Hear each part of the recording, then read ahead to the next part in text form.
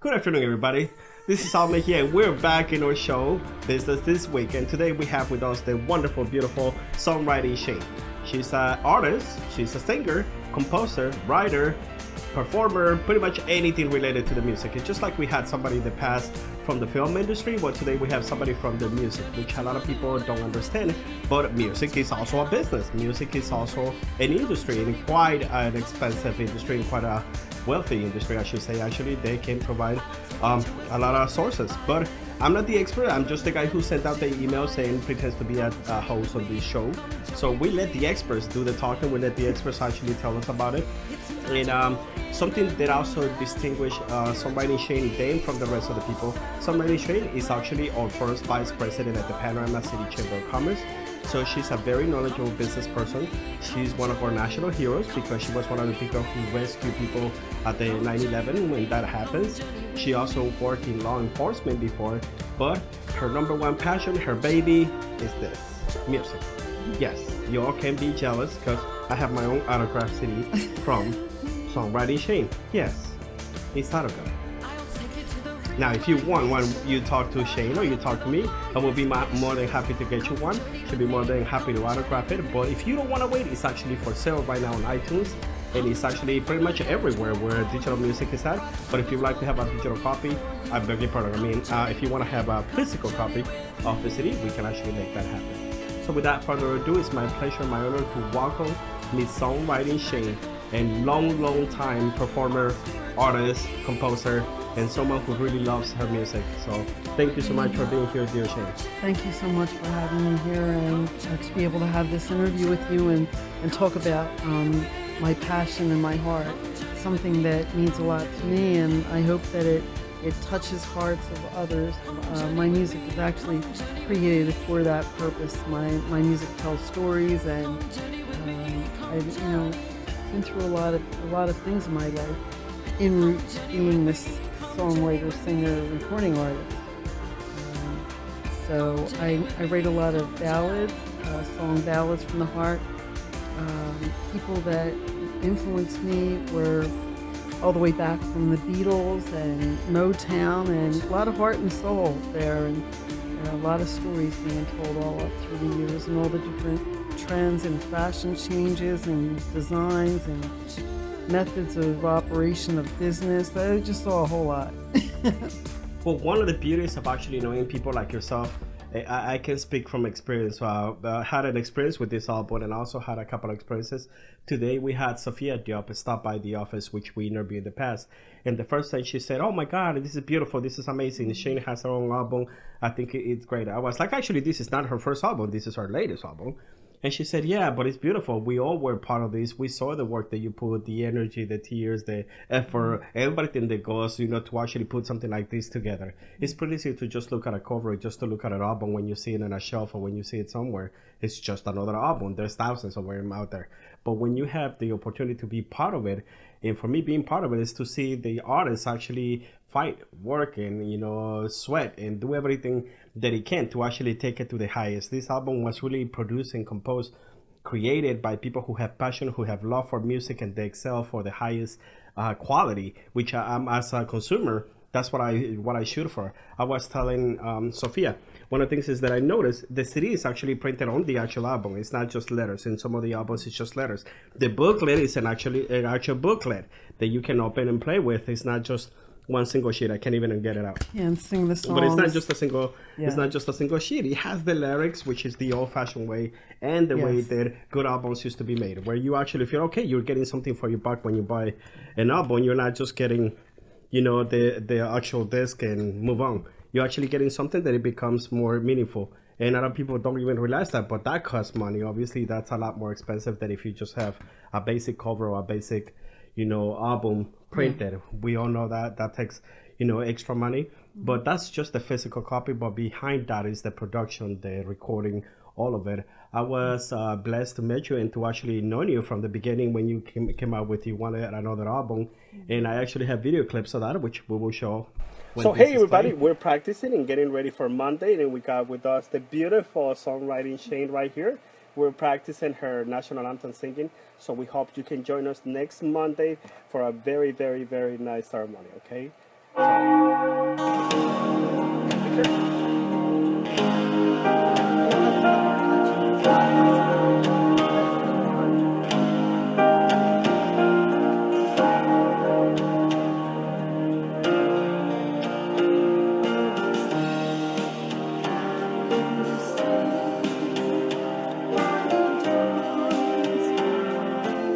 yeah, you were sitting here at the office when we started talking. We were gonna have an event, and I asked you if you wanted to sing the Star Spangled Banner, and then you came out with your own unique version. But now it's on the album, so for me that's meaningful. It's a big deal to say, you know what, I remember that moment, you know, when it clicked on your head and say, I want to create that.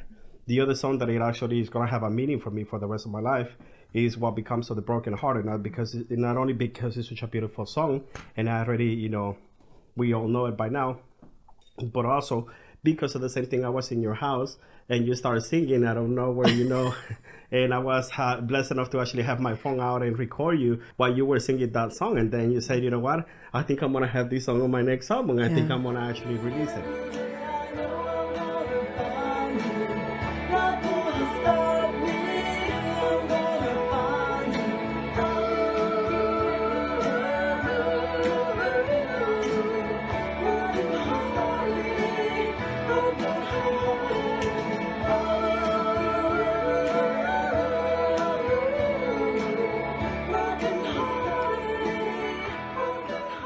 So for me, those were moments that I was very blessed and very happy to be able to capture on video. And it's not just me saying it, I actually have that on video. So for me, it's a big deal. So it's beautiful to see it released, to finally come to reality, to have it on my hand. But also know that it's also nominated for a couple of awards, that you already won a couple of awards with the music video as well. And we see the process. My music's won many awards, and I was really surprised because in the meantime, I've been working with you in the communities and all, and the thing of it is, when I came back to music, because I dropped it for a while and I went into law enforcement, when I came back, I was like picking up where I left off, but I'm one of the old songwriters, like where songwriting was so different. You were an artist, it was a recording artist, and everything on this CD means something. Even like when I went to get the photo shoot for the cover, you know, I have a great photographer, and he's like, okay, you know, he wanted me to be glamorous and all, and I said the album is called Freedom, because there's a reason behind that. I want to portray what freedom looks like, and as a woman, I can only be me. I can't be this tough guy unless I am that, and I also want that feminine side. But freedom to me is the sword is down. So it's something you had to fight for. You have to fight for freedom, but freedom also means freedom with responsibility, not to just be free to do whatever you feel like doing in this world. That's the problem. So it's freedom with responsibility, and you have to have faith. That's me looking in the distance on the album. The sun setting, it's the nighttime, but in my heart and my mind, I know there's going to be a new day, and courage, because all the crap I've been through, I'm lucky to be alive, let's face it. So that's courage. It's like, it's just handed to you whether you want to or not, and you just keep moving forward. As far as Star Spangled Banner, I'll tell you how that evolved. During the times I was working with you and you asked me to do that, it really saddened me when I saw these sports figures. They wouldn't stand and pledge allegiance. They wouldn't stand for our national anthem. So you don't want to stand for your national anthem. I don't understand. What did we do to you? Because that represents all of us, and it represents our forefathers that gave their lives. They could have been hung for heresy by stepping away from the crown of the king in order for us to have one nation under God. Where do they forget that? And that's all. They wanted to serve the king, but they also wanted to believe in God and say thank you to God as well and all that's created in that. So when I did this Star Spangled Banner, I wanted it as a love ballad for a reason, and it came out that way. And they were like, now they had excuses for why they didn't sing. Oh, it's a hard song. They can't. I made it in a key where everybody can sing. What Becomes the Brokenhearted came to me because songs come to me when I'm very heartbroken, and during the LA fires and rounding up all those supplies. I was just amazed. In fact, we were pushing people away saying we have too much. I never saw anything like that in my life. But I was thanking God. But then I was worried, like, what are we going to do with this stuff? All this food, like, it's got to go somewhere. So we were like, I was heading to Skid Row, and it all worked out. And I kept hearing What Becomes the Brokenhearted by Jimmy Ruffin. That's got me through so much from when I was little. And my parents used to laugh at me when I'd sing it, you know.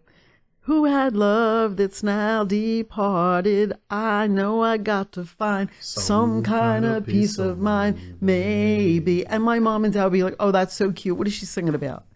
You know? What does she know? And all through my life, Jimmy Ruffin, you know, that song. And then that was playing all through me. You know, I went through some hard times myself, and that got me through it. And then I got home and I said, I was laid up, and I just called my producer and I said, I need you at my house. I'm doing this song. I got to do this song. It's got to come out of me. So working with the community and has enabled me. It's helped my music. It's helped me not worry about being that old-fashioned songwriter and what's hot today and what's not. I was back at the Beatles. I was back at Motown era when songs meant something, and when you turn that radio on, you remembered a memory, what that song was connected to, and it got you through a day. Like, you could be miserable and it's raining out, and I remember turning the radio on. I was little. It's like Beatles, Good Day, Sunshine, you know, and you're up. Or Diana Ross, You Can't Hurry Love, Come See About Me. You know, it was like just passionate, so much love. And you wanted to see who this beautiful person was behind that. So, well, all these songs represent, they all have a story. Well, now you got a little bit political, like the part you were saying where some people don't want to put their hand over their heart when they hear the national anthem, when they hear, you know, somebody's patriotic. They don't want to do it. It's because they want to protest against the government about the way things are being run right now. And so I understand both points. I'm actually on your side because I was raised, you know, to respect the flag. I was raised to respect this country. I was a cadet, so pretty much ever since I can remember, is one of the practices. I used to be actually on the color guard. I used to present the flag to multiple events in multiple places, and for me that was a great honor. It was actually something that I felt proud of. But also, like so many people, I am not comfortable and I'm not happy with our current administration, you know, and therefore I feel kind of like, you know what, we lost something, but we haven't lost ourselves as a nation. We haven't lost ourselves as a country. I think we just need to actually be more careful about who do we elect to represent us, but that's not us. That's the people that are representing us right now, but that doesn't mean that that's us. So for me, I believe the United States is still the same, and I still believe that it deserves the same respect. Our flag deserves the same respect. If you want to disrespect somebody, disrespect the government, you know, not the agencies, but the elected officials that you disagree with, and there's so many ways that you can actually make your voice be heard, but I don't think that justifies the fact that you should be disrespecting the flag or the national anthem. So I'm with you on that. And I think I fully agree with you. I'm a big fan of KF 101, and one of the reasons is because they got so much great music, and sometimes, yes, I feel incredibly old. I feel like I'm 100 years old because now they got some of the songs that I used to listen in high school, they're oldies now. You know, some of the music that I listened to the early 2000s is already now on KF, and for me it's mind-blowing. But one of the reasons why I actually listen to a lot of oldies is because of that, the simplicity of the lyrics and such a meaningful lyrics. You know, you didn't have to make it so complicated. Songs like, you know, Stand By Me, you know, it's not that complicated and it's eternal. I think there will be many generations to still be able to hear something like that. My Girl, you know, is one of the songs that I think are so simple. And Hi to Cornelius Grant, which is one of the people that we know from the Temptations. He's one of the people I respect a lot. And it's because of that, because it was simple music, but meaningful, and they had a message that we all can associate with. It was a very universal message, you know, the Beach Boys. There are so many songs that, so you know, all that the you artists. can feel So, and connection. the secret is, people want to be cool in this industry. Well, you want to be cool, how about this?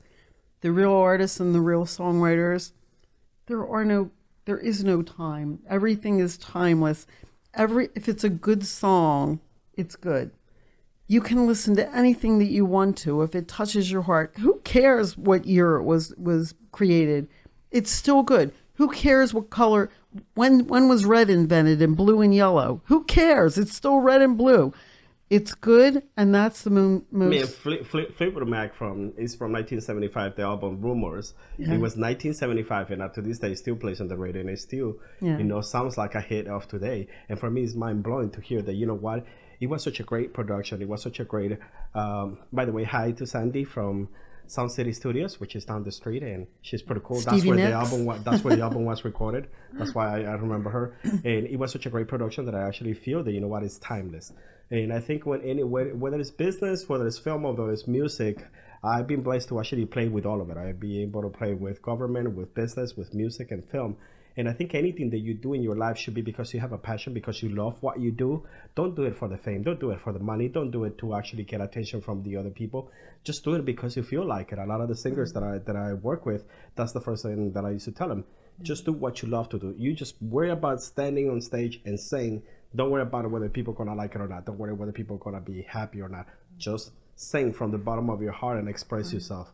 That's what some of the performers, recently we were listening together with you to Annie Lennox, and I was saying she has such a performance that you can tell she's not doing it for the money, for the fame, or for the to get a number one hit. She does it because she sits at the piano and she's so much into it.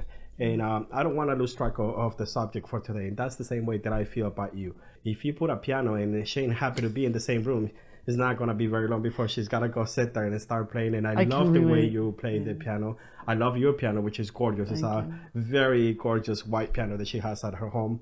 And I think she looks beautiful on that piano. And I think she plays beautifully because she plays from the heart. She plays from the bottom. I would invite anybody who decides to get this album, please do not hear it. Listen to it. Listen. And that's the key word. I shared some other albums with Shane in the past, including George Benson's album, the last one that they did together with Al Jarreau. You actually sit there and you can hear every note, every single tune, and you're like, okay, somebody sat here. They were just having fun. They were just hanging out at the studio and creating music. And that's how I feel about Shane. Shane does the music because it comes out of her heart, because she wants to do it, not because she wants to impress somebody. She doesn't care whether you like the album or not. She doesn't care if I like the album or not. She's going to sit there, she's going to enjoy herself, and she's going to create something beautiful, which at the end, of course, we can all love because it's her heart is being expressed through music. And I think that's exactly how music should be. Not for the titles, not for the records, not for the awards. We appreciate it, and we love people that support us and help us, in the work that we do. But more than that, for me, it's about actually just being able to express. For me, it's business. My baby is business. And people always tell me, well, you could be making a lot more money. Yeah, I know that. I could be making more money, but I wouldn't be happy. I wouldn't be doing what I love to do. If I wanted to make money, I'll be in Wall Street. But I'm here, locally in our neighborhood because I would love to serve and help our business and the people that support us. Which brings me to the next point, which I want to say thank you from the bottom of my heart, Shane, not only because you're a great artist and because you connected with us through that, but you have served pretty well in our chamber. She's a tireless working person, probably the third highest working person in the chamber. That she's always present. She's showing up everywhere and representing us in a very positive way. So we're very happy that you're the face of our chamber, that you're part of the image, of what made us so unique and so special. I believe we are one of the best chambers in the Valley still. And one of the reasons is because we have elements such as yourself, that really bring prestige, quality, and another level, to what our chamber is. We have a lot of good people that I met here, and it's funny. People like to just have opinions about where people live in neighborhoods, but there's good and bad everywhere you go. Absolutely. And that's the thing. So when I came here, it enticed me to even want to come even more. And I saw there was progress and what others didn't see. But I also met a lot of really good people and sincere, kind people. And then all the meetings that we were attending, a lot of big corporate leaders that were real sincere, and all the projects they're working on for the betterment of the community. And they don't have to do that. They have money. Correct. But they look at how it's going to affect the environment, how it's going to affect the people. And then even tax-wise and things like that. Like, you don't want to break these people's back. And I was amazed at seeing that and overhearing conversations in those meetings, on the side. So I was really fortunate to be around that, and it inspired me to come out and do what I do. It's all connected, whether I sing about it or whether I work about it. I'm just there. I try to be present and be there. If something's in front of me, doesn't mean I have to be in a meeting to help. I'm here, you're here. Somebody needs someone or something. The best you can do is guide them to help themselves. I had to learn that. You can't do all the work for themselves. You can't do it all for them because otherwise it's never You ending. wear yourself out. Correct. You just gotta create. That's why I love what we do as a chamber. We create programs. We create ideas that can benefit the entire group, not just individually each company or each business. And a lot of times people could think that we're gonna do the work for them, and no, we're gonna give you ideas on how you can improve and how you can make your business better. How you can make your business better. So in this case, Shane's business is our music, but more than business is our passion, is our love. And one of the things that pretty soon I'm going to put together, I should say, because I do intend to happen, we're going to have a listening party for Shane. So we're going to put something together where you're going to have the opportunity to meet her in person and get to know her a little bit more deeper and be able to get her album. So save your pennies because we're going to launch something like that, and we hope more people can join us and come to meet such a wonderful person. You're such an inspiration. Thank you. You passed the test that none of my girlfriends could ever pass, which was my mother loves you. She thinks that you're great and she thinks that you're an amazing person. I love your mom. When I met her, she's the sweetest thing. I wrote, I just talked to her today and told her, guess what? I have a copy of Shane City, on my desk, that she signed for you. And she said, oh my God, the only thing that I regret is that my English is not that great. I wish I could speak more English, and I'll be hanging out with her more often. I'll take her out to eat or I get her, hanging out. My mother thinks that you're great as well, and she's very good at sensing people. She's the kind of person that, if she likes you, then we know that you're in good hands, that you're that we make the right choice. So thank you so much for being part of our groups. Thank you so much for being part of our lives. Thank you for being such a great inspiration, and all the luck, and may God bless your city and your album and all the nominations and every award that is up for it right now. We look forward to that. And for those of you who know me, Matias, my cousin, Rebecca, they know the voting members at the Grammys. So I'm asking you as a personal favor, please support Songwriting Shane, who's nominated. And I will be sending out even 4 more emails to request for your support to vote for this album, which I believe really comes from the heart. Have a wonderful day, and we'll see you next time. Thank you so much. And thank you for all the people that have supported me and have inspired me, actually. You might have thought that I was helping you, but you actually were helping me continue on my journey. I've had a lot of hurdles I had to jump over, and I kept to myself, but watching you guys, it was the best. So thank you so much, and thank you, Saul. Get over here.